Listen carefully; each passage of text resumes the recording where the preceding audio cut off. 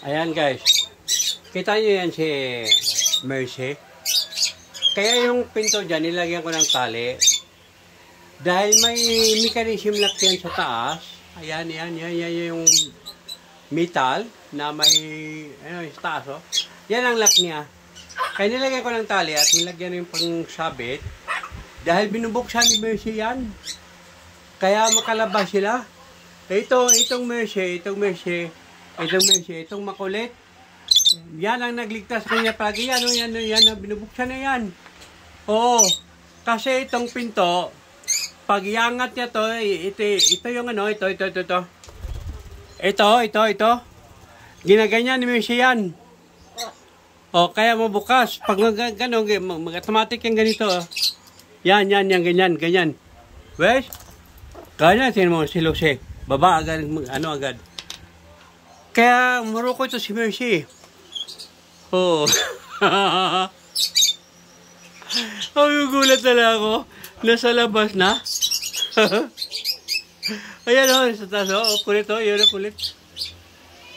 Ito pa makulit o.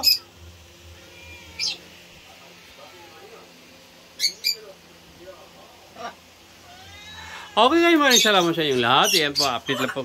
Ito na po yung cage guys, ginawa ko guys. So yan o, yan. Pinatong ko lang siya sa lamisa. Itong lamisa guys, napulot ko lang to. Noon. Metal na stainless. Yun, ginawa ko ngayong patungan ng nila. Ayan sila o. Diba?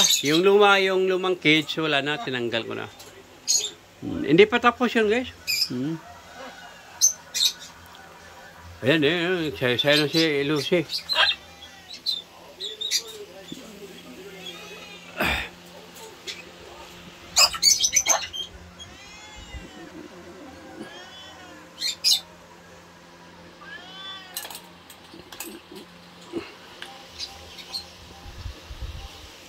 Ayan si kulit o. Mercy! Ayan guys, yung nasa taas. Upuan niya. Upuan ko yan sa studio. Ayan guys, tingnan nyo guys. Kawawa na yung studio ko guys. Yan itong studio ko. Yan yung studio ko. Diba? Pabayaan na. Si kulit. Kipa siya kulit. Tumor? Kulit yun. Mercy! I like kulit.